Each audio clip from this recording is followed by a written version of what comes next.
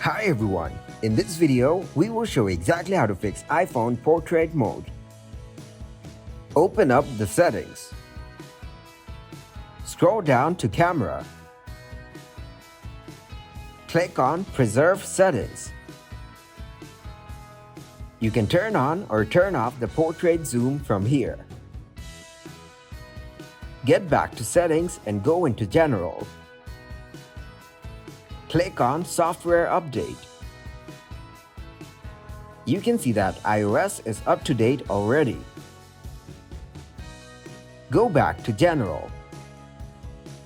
Scroll down to the shutdown button. Thanks for watching and please leave a like, subscribe and share.